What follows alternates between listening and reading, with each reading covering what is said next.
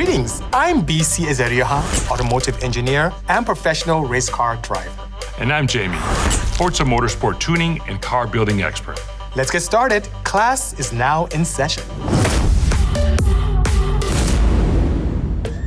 Forza Motorsport, a new racing game from Turn 10 Studios, just launched on October 10th.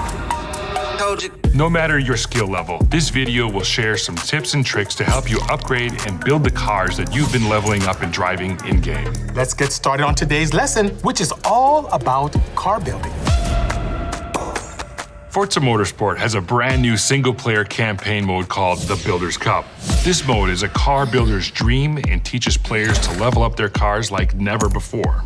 Jamie and I would take you through the step-by-step process of building your perfect car in Forza Motorsport. We'll kick off this section on car parts with the most vital part of any car, the engine. An essential component of any engine is how it breathes. The three main aspiration types are naturally aspirated, turbocharged, and supercharged. Natural aspiration is where an engine utilizes the natural gases or pressure around the atmosphere. However, the key to making power is to get as much air in the engine with the appropriate amount of fuel. And that's where forced induction comes into play. By using a turbocharger or a supercharger, we're now forcing more air into the engine.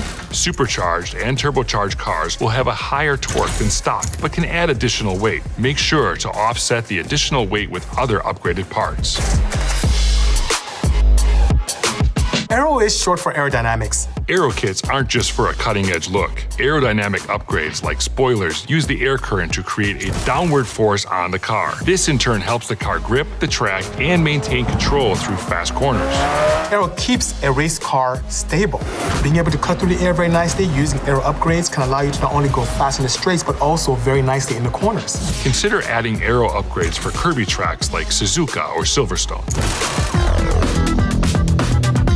Tires come in different sizes and varieties. Each one impacts handling in a different way. Whether it's street, sport, or race, how those tires act, all that affects our performance significantly. Softer tires, those that have a very low tread wear count, have better adhesion to the tarmac. They tend to almost embed themselves and give you better acceleration. The only caveat there is that they tend to wear down very quickly too. They do. On the other hand, something with more endurance doesn't tend to give that best adhesion. So it's almost like a balancing act. Above and beyond that, tire width also affects grip. Make sure to upgrade to wider tires so that all of the energy moves the car and you avoid spinning your wheels. Wider tires generate more grip than thinner ones. For example, in most cases, you want a larger tire with more grip and stability.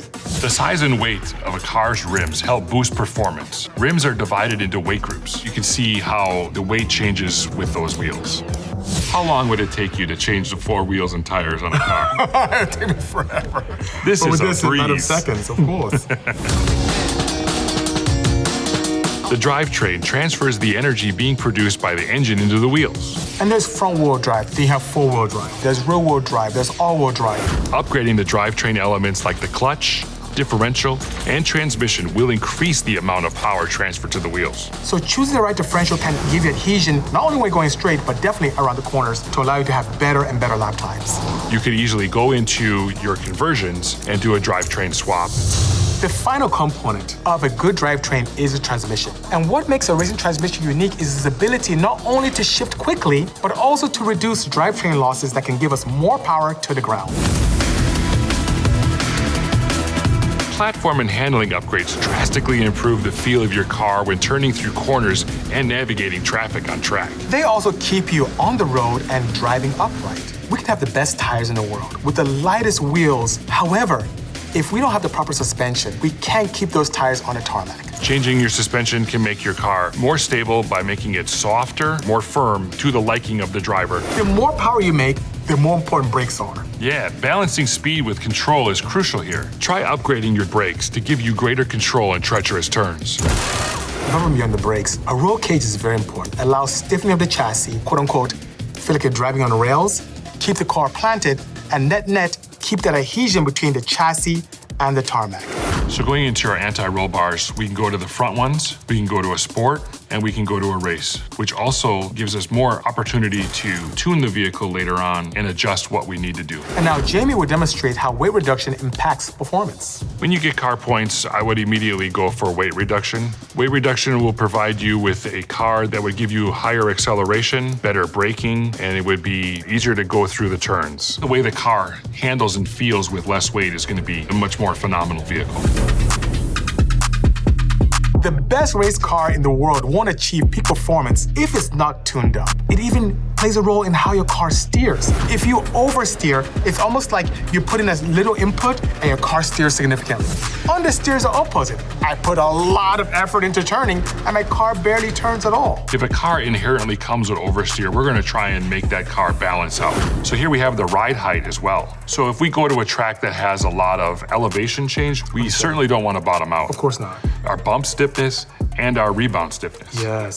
So we have the ability to adjust our compression and our rebound. That's right. We're able to make all those same adjustments that you do in real life. Understood. Being in Forza Motorsport, we can hit the X button and go right to test drive. Absolutely.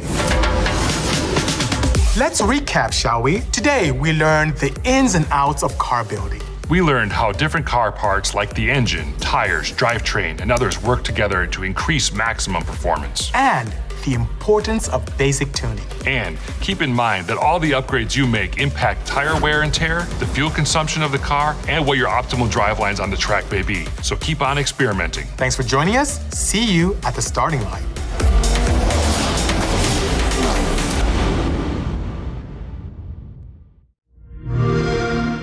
Play it on Xbox.